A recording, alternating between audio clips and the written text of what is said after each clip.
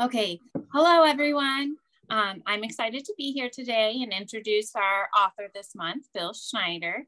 Bill is a curator of oral history, and this theme is thread throughout his life, work, and experiences. In addition to his written works, Bill has had a 30-year plus career with the University of Alaska Fairbanks at the Rasmussen Library.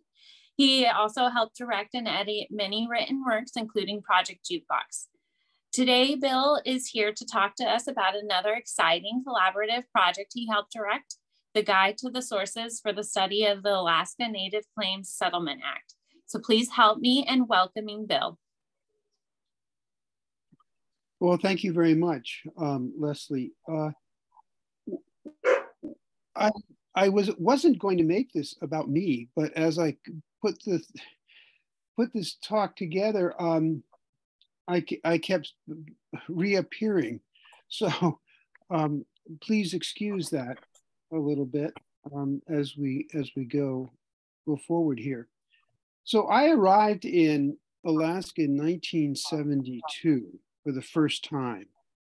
And I came because I had studied anthropology back east.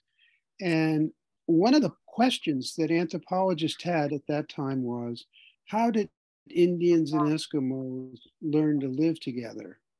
And so I was advised that if I wanted to really understand that question, that one of the places I should go is Beaver, Alaska, up on the Yukon River.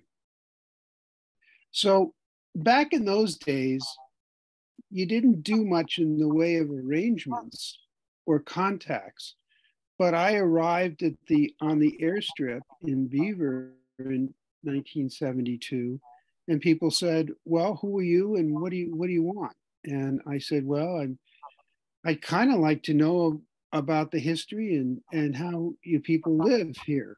And they said, "Well, you really need to you need to meet Turok Newman, this old Eskimo man who is living in the community hall, and maybe you could stay with him." And so I developed this relationship with Turok, and I was only there for a week or so that first trip, but then was able to return and spend about a year and a half. And I lived with Turok during that year and a half. And he was an amazing man because he had come down from Barrow on the North Slope and had been involved in freighting supplies up and down to the gold mining areas, had claims and had made money at gold mining. He had written his own story, but it had been destroyed in a fire in his house. And so he graciously was willing and eager to tell his story. But before I could proceed, back in 1972, there was a woman named Charlotte Adams, who was a grandmother in the community. And she welcomed me into her home.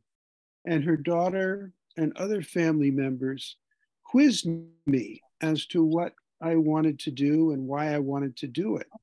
And they said, "Well, you seem like a nice enough guy," but little did they know. No, but they said, "We don't want to be put under a microscope."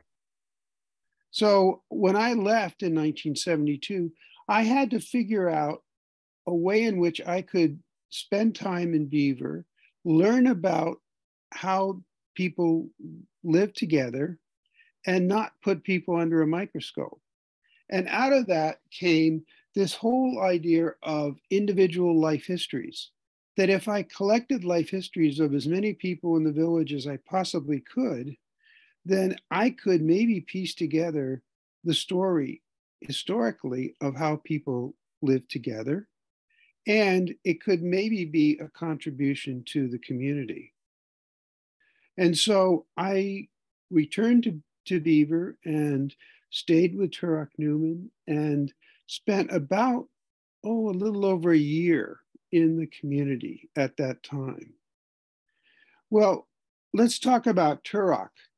Turok Newman came from Barrow, Alaska, and he left with his family as a young boy, and they traveled east with Frank Yasuda, a Japanese trader who had come up as a captain's boy on the ships and was involved in cooking in Barrow, and later was able to develop enough money and resources and a group of Inupiaq people that wished to travel with him, and they traveled to the east.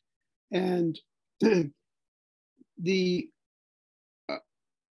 out of this came his story. And I'm going to read just a little bit of it, but I need to warn you. Well, something's happening here. Oh, good. That's good. Yeah. Could we have the next slide? Yeah, there's Turok Newman. Thank you for that. I need to tell you something though. As time goes by, these books and these manuscripts, the print in them gets smaller. And so I have a more difficult time reading them. Now, you may say, how could that possibly be? These are printed books, you know, how could the print become smaller? But no, it's just my eyesight. So please bear with me if I struggle a little bit here. This is the story of traveling east with Frank Yasuda.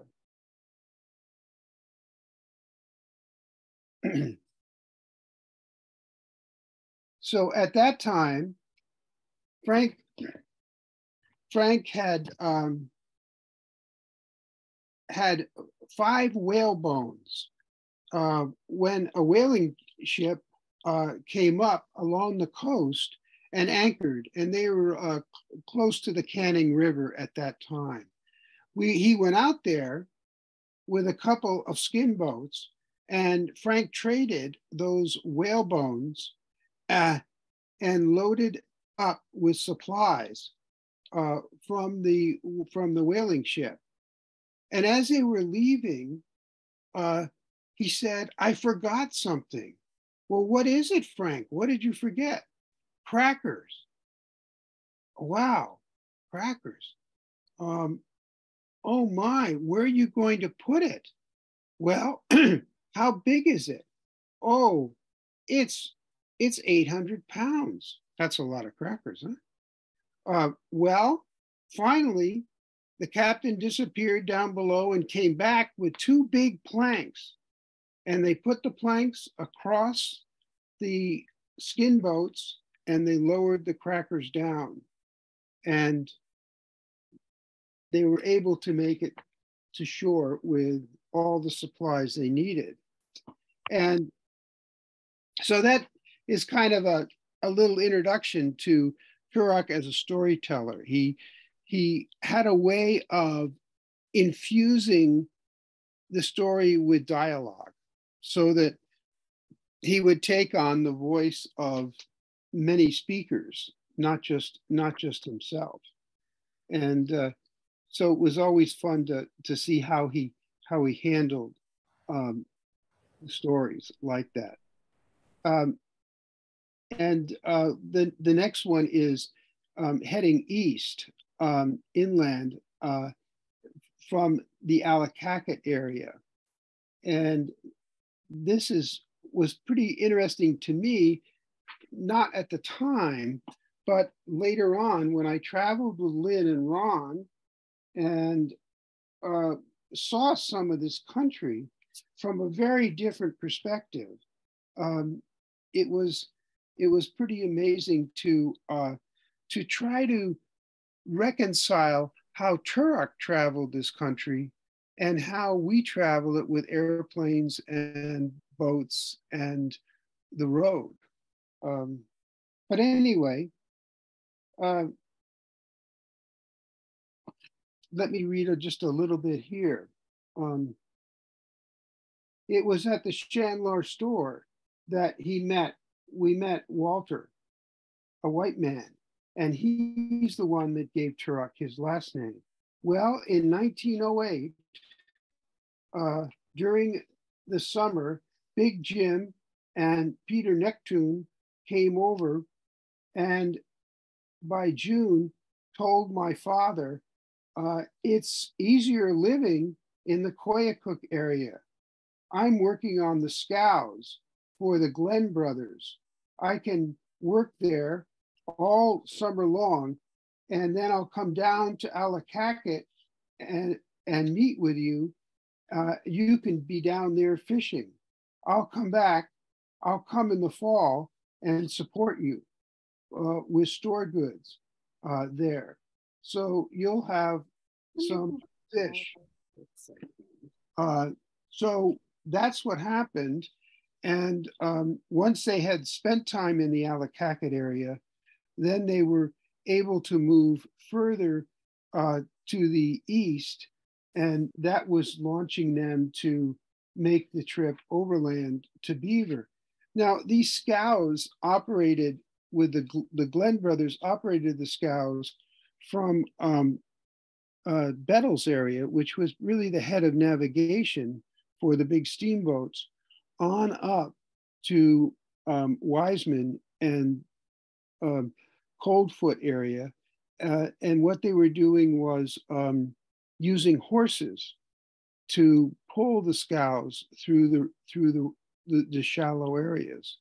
And so that was you had to be very skilled to be able to handle horses in that way.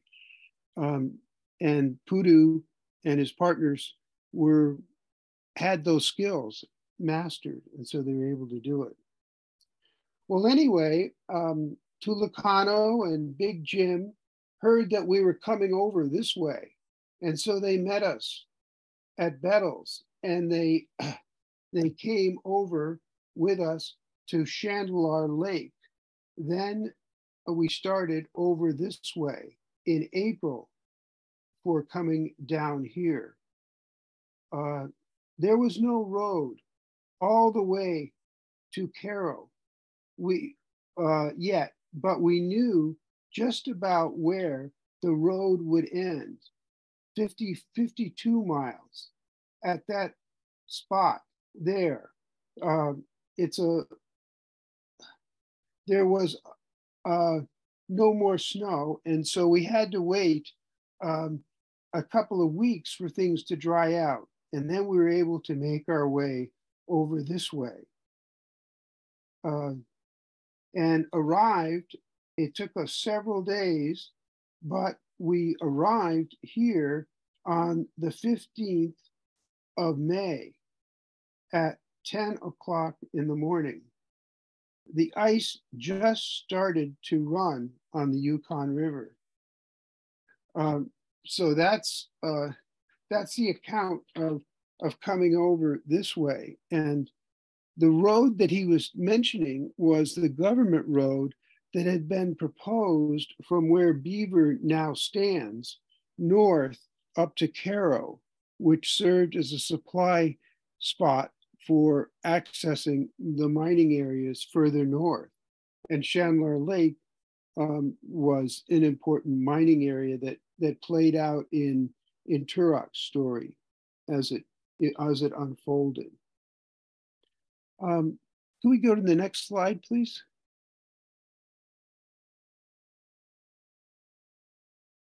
Moses Cruikshank was Turok's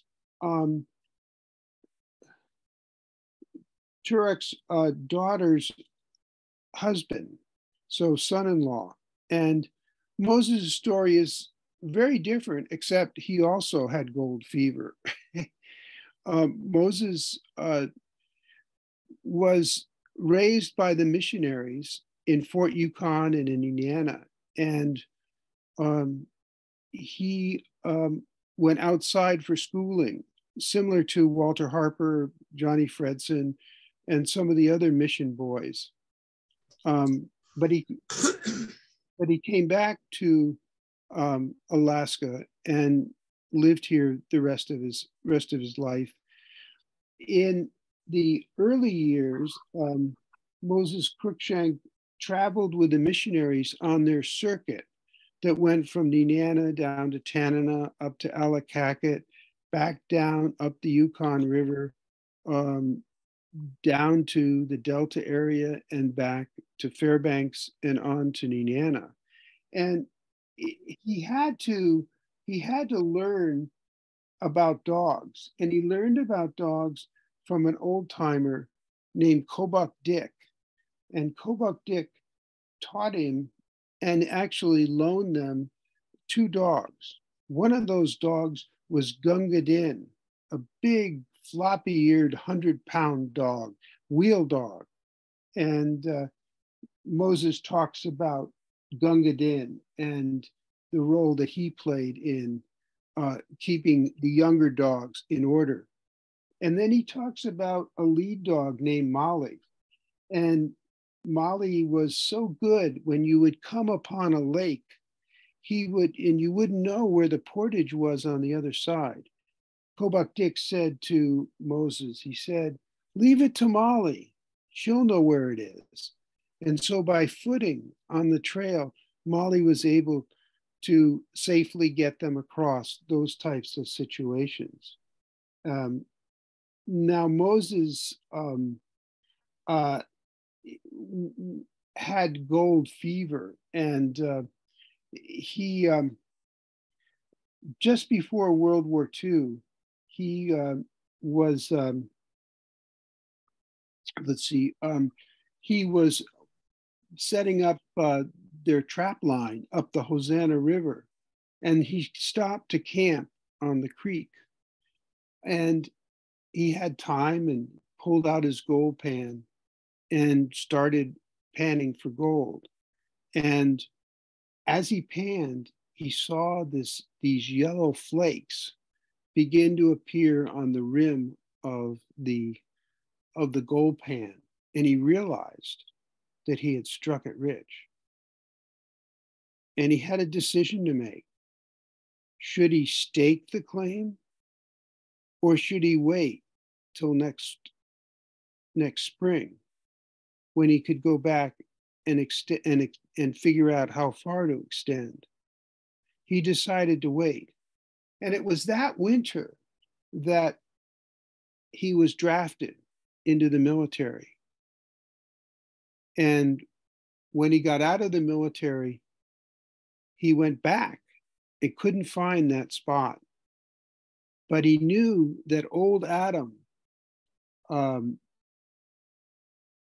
old timer, had made money up on the Hosanna River through his white partner that he met during the gold rush era.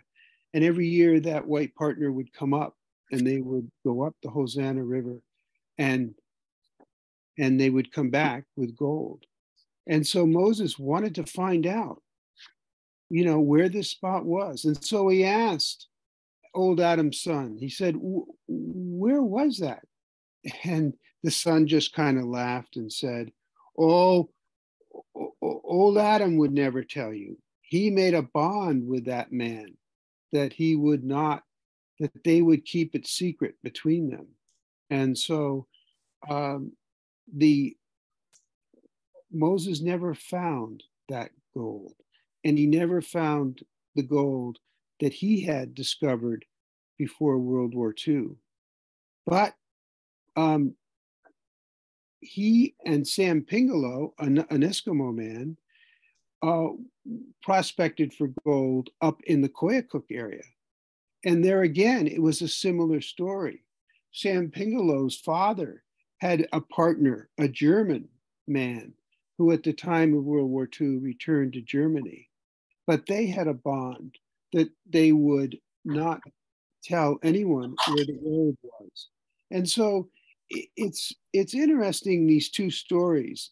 They always link together. Moses always told those two stories together. And I think about those stories, and I think about the Nome Gold Rush and the role of the Inupiaq who helped find the gold, and yet were deceived by the white prospectors. And I think about also in the Yukon, the discovery of the Klondike gold rush and the alternative stories, that the reasons why Skookum Jim went to find the gold. The message was that he was looking for his sister and was concerned about his sister. So my point in all this is that some of these stories have a very strong moral message to them. They're about how you live your life, um, and they're kind of a commentary on the gold rush and on the interactions between the miners and the native people. So I always think about Moses as kind of helping me to think about those types of stories. Could we have the next slide? This is about Cusick, Waldo Bodker Sr., who's from Wainwright, Alaska. His mother was Lucy Kunugana, and his father was Harkson Bodfish, a commercial whaler from Martha's Vineyard. Waldo grew up with the reindeer herders in Icy Cape area, and herded reindeer much of his life. He was also involved in a lot of government programs where he assisted government people that were coming to the north. And he, one of those programs was the 1940 census. And let me see if I can do a decent job reading that. Bear with me a second.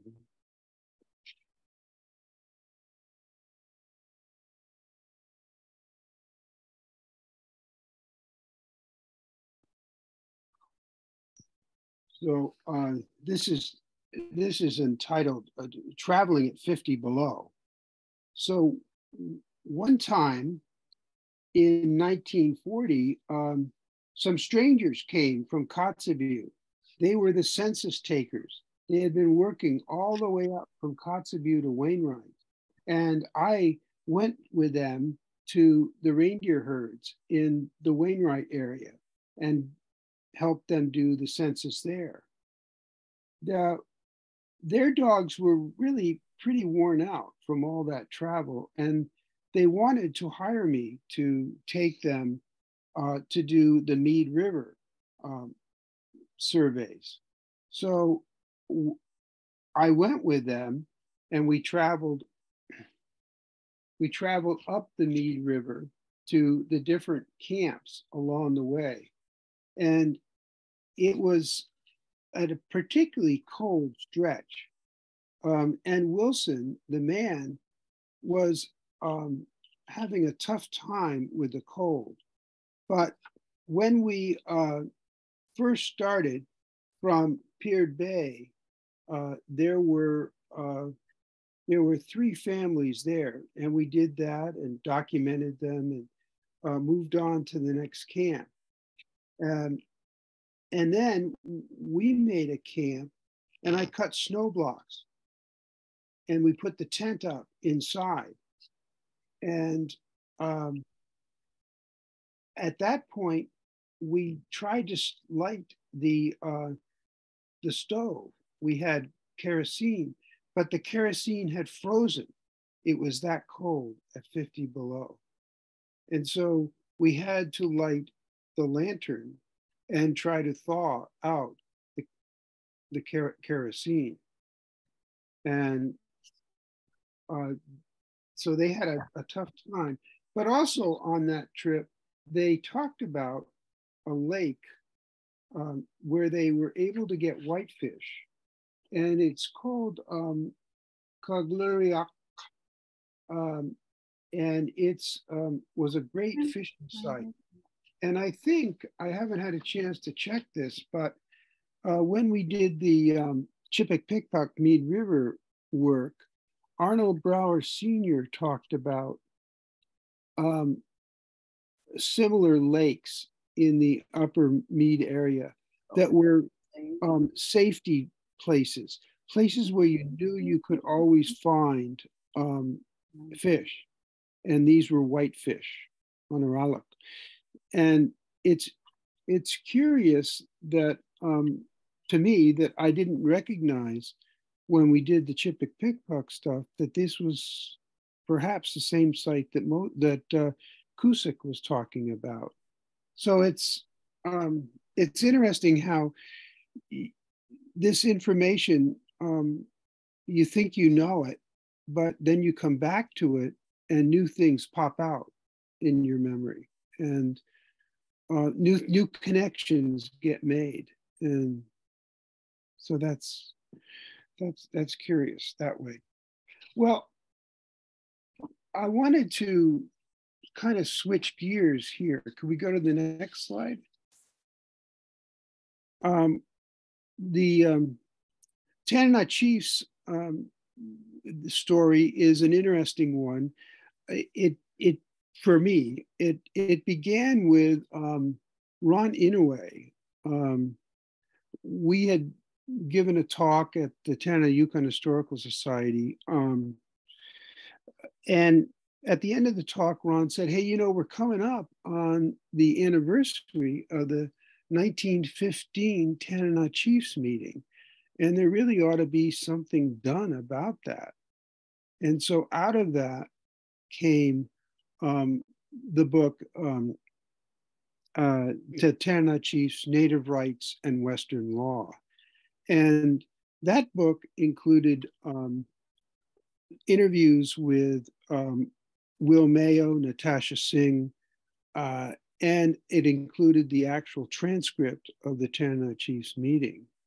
And well, we thought that was the end of the story, but that led us to want to look further. And I think it was Joe Antonson, maybe Karen can correct me on this. We were having lunch at Lulu's, and Karen said, Joe said, well, we really ought to do something about the anniversary of ANCSA coming up.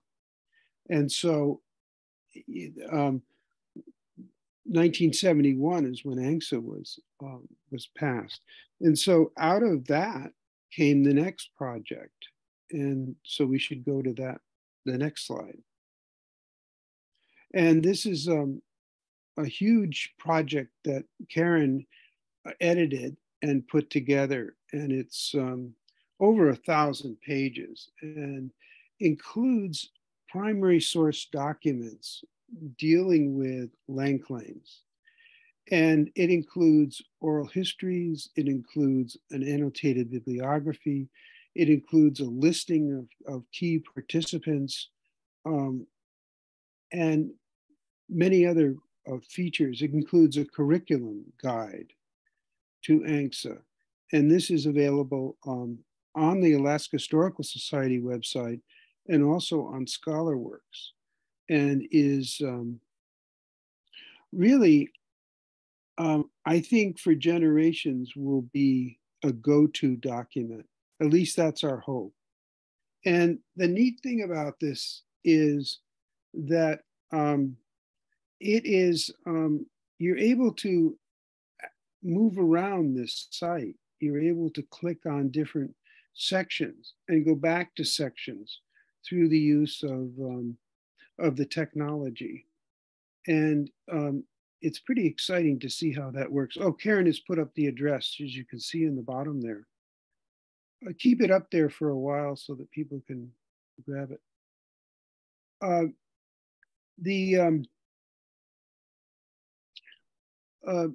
I've used this quite a bit since it came out, and it's very exciting to come up with some of these original sources. So it's a different way of looking at history, in that it puts you in touch with with original documents. And it allows you to build an understanding and a story from the ground up, so to speak. And so out of that came the next project that I've been involved with, which is choosing some of the key documents and trying to present them with context statements to the in a special edition of the Alaska History Journal. And so that's something that's in progress at the present time.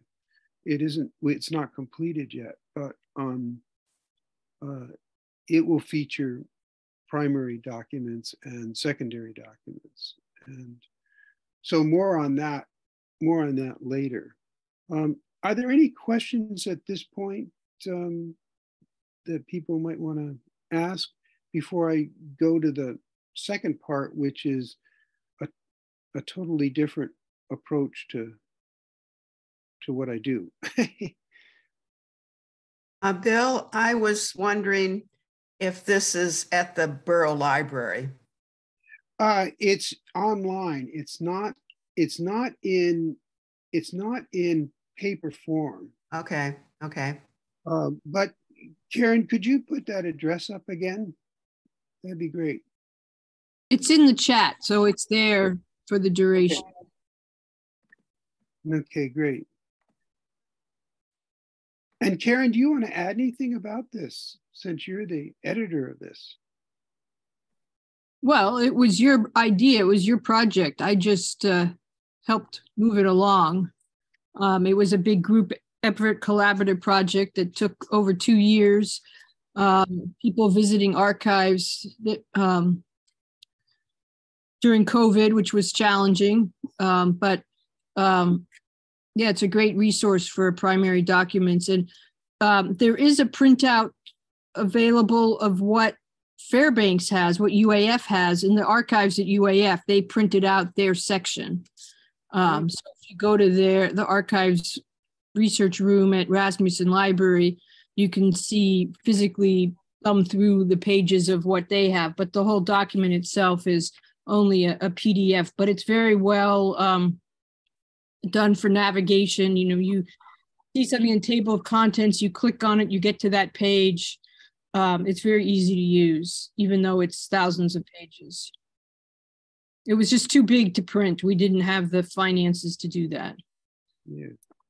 And through this cookie crumb technology, you're able to navigate around so that at the head of each page and at the bottom of each page, it lets you move between volumes and between collections. So it's really a wonderful piece of work. Okay, I think that's it on the slides. Is that right? Okay, ramblings. So now, one of the things that I've been doing the last couple of years is doing a little bit of, I guess you'd call it creative writing, but I wouldn't call it poetry. It's far from wisdom.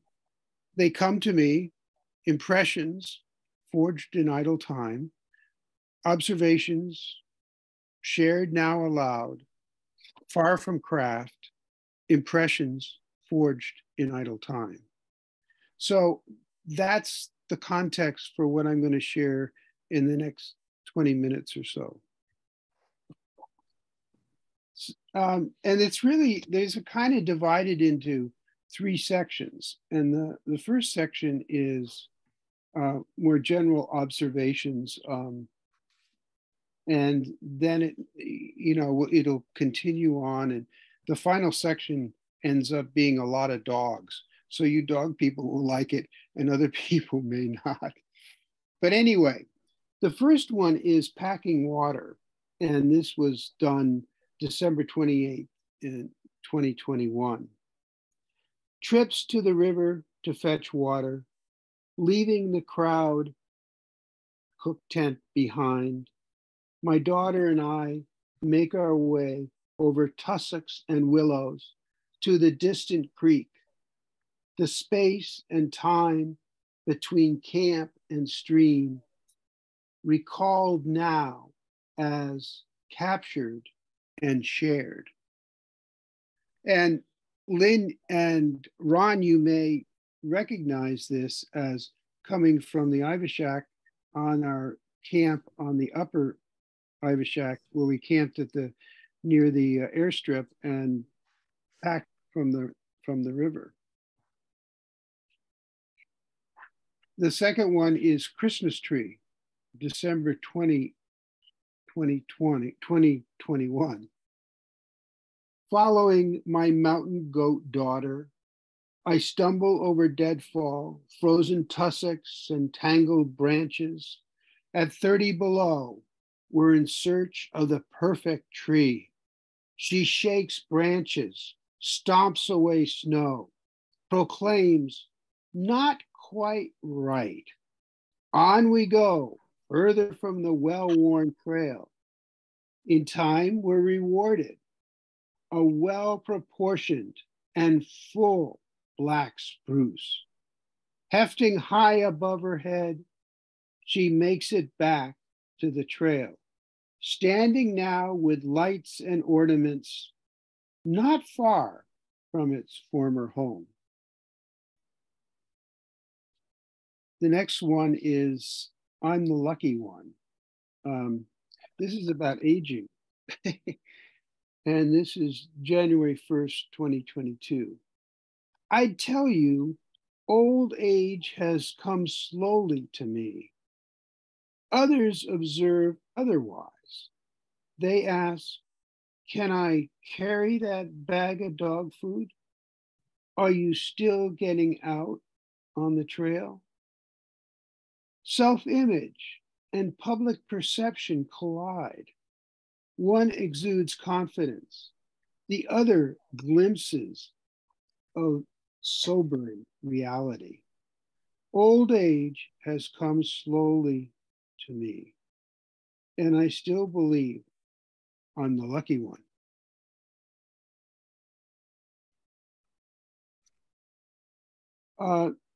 The next one is normal, and maybe you'll have some thoughts on this. Half joking, I ask, can we get back to normal? Followed by, was there ever normal? You know what I mean. No more fighting, free from pandemics, civil political dialogue. Add your issues to the list.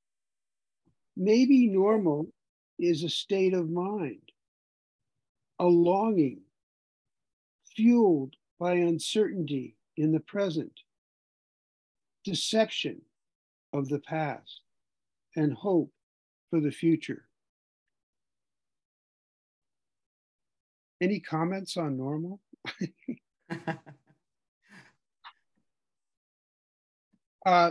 The next one is on computers.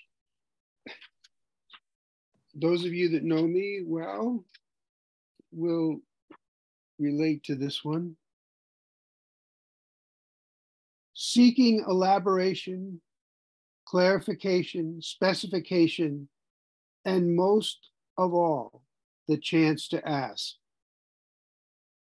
The computer, locked in its own programming logic, shows little understanding of my request.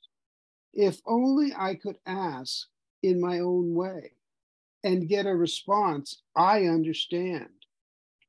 I am asked to think like the programmer, while I really want the programmer to think like me. My computer is locked in its own world, while I'm left to fret.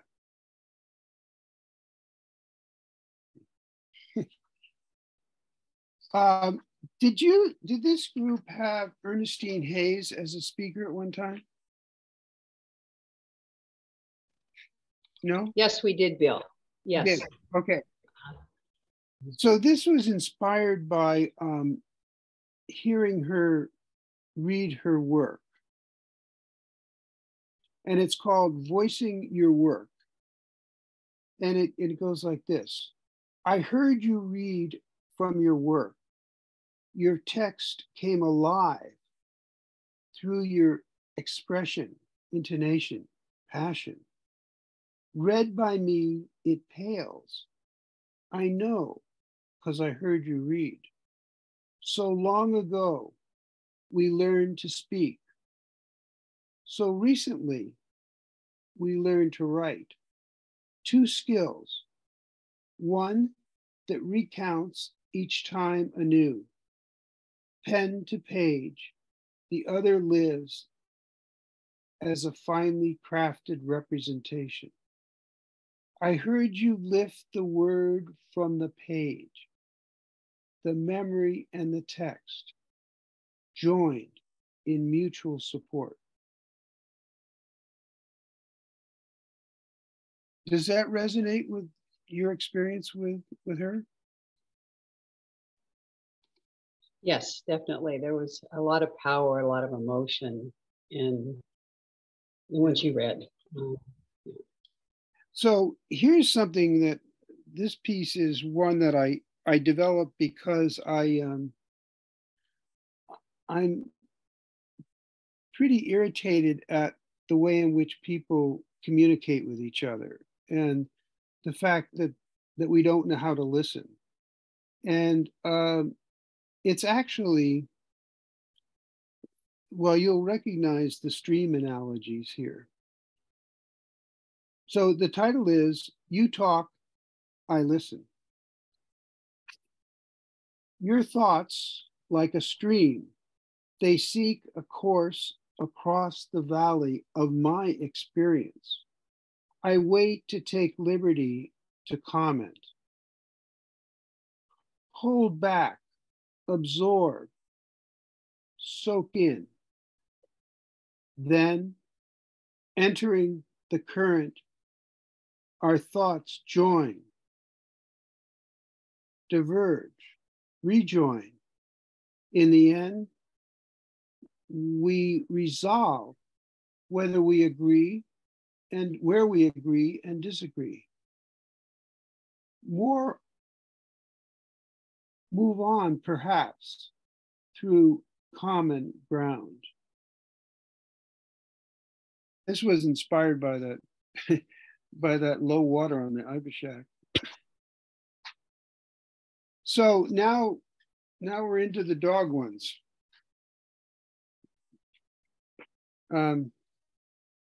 Let's play. Change, stretch, taut. Their noses barely touch. Off chain, they race, wrestle, and gnaw. When playful nips fail to entice, one growl. You went too far. Then belly up, vulnerable as can be, trust restored. Come on now, let's play. Does that relate to any of your dogs? This one is about a dog that Darlene and Mike gave to us, and a very special dog named Tim Tam. And it's about his death. It's called Tim Tam Passes. Each night after feeding, Tim Tam starts the howl. Tonight, there is no howl. The long-legged leader is dead. His matted coat, gaunt limbs, and sunken back end. His life is drained. He gave his share and more. Tonight is quiet. Numb and mute, I seek the solace that silence brings.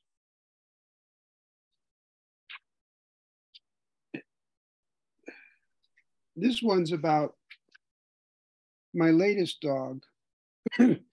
And this dog is called Harpo. And he came in from Charlie Campbell's dog yard in Tanana this summer. And his story is that without fish, they had to cut back on their dog team. And so Charlie had to find homes for some of his dogs and offered Harpo to me. And so the title of this is Harpo's New Home. This dog, just in from the Yukon, no fish came up the river. He had to go.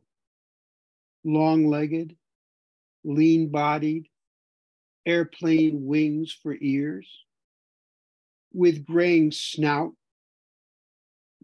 He brings willingness to pull, a constant desire for attention, and a mouth that lets you know Harpo's home.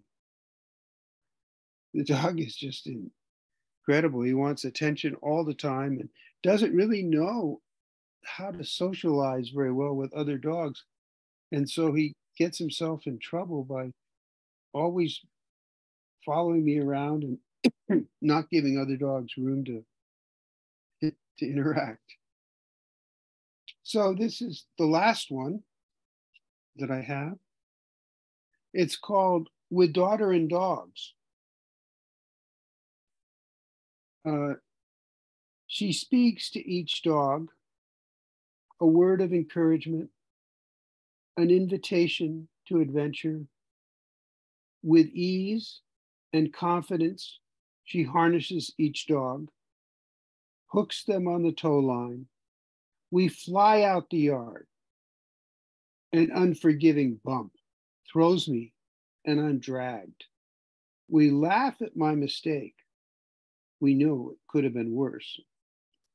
Together, we have entered a world defined by dogs and trail, transformed from the rest of life, absorbed in a demanding space, where glimpses of beauty meld with a watchful eye. For moose, loose dogs, and walkers,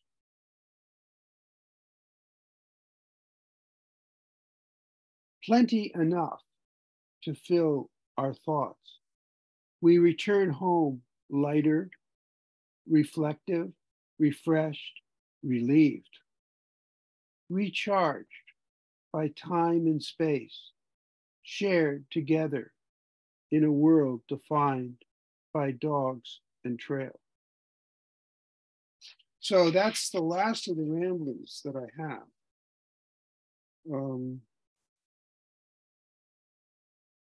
Any thoughts, comments, anything you want to talk about on this? Bill, this is Tabor, and I think those are absolutely wonderful. Thank you. They're just ramblings. Just fun ramblings. And Let's Play happens in my house every morning. That's great. How many dogs do you have? Just 2. That's enough. That's enough, absolutely. I only have 2 hands. Oh, that's great. That's great. Bill, I want to say thank you for this presentation. It's just been so interesting. You've just done amazing work with Native history and stories, and now your ramblings. I think Impressions Forged in Idle Time is the name of a book. So, oh, really? There you have it. put all of your ramblings under that, and then yeah, then we'll put that one in the library. Thank you. Thank you for giving us what you've given us today. Yeah, and I apologize for my inability to read. My eyesight is failing, and so reading from a textbook is hard. But you know, you got to count what still works, right? Yes, Yeah. very good presentation. Thank you. Oh, you're welcome. Thank you. Yeah. Yeah, Well- thank you, Bill. And I enjoyed the what you call ramblings, and I could just see you and Willa heading across the tundra on the marsh. Was actually the marsh fork, Bill, to go get the water because it was a long, long walk, and you obviously enjoyed the time with your daughter. That's right. Anyway, it was great. And what did you call Willa? I can't remember the word you said, but it was very fitting. Oh, The yeah. backpack. About her strength. Yeah. A giant. Yeah. Yes. Yeah. Crazy. This is Karen. Bill, I've known you, what, 30 years? I don't know, something like that. I had no idea you had that poetry in you. That was wonderful. It was not, keep doing it. It's great. Well, thank you. I am surrounded by some real poets, and so I have to be very careful not to enter their circle. I just kind of like a wolf circle around it. But Karen has worked with me, as she said, for 30 years, and really a lot of the program at the Rasmussen Library has to be credited to the work that we were able to do together, and in particular that she continues to do in supporting the oral history program. So I really have always been very appreciative of working with Karen. Vice versa. Hey, you've been keeping that creative side of your retirement secret. I had no idea you were doing that. Oh, well. So Along. your time. Yeah.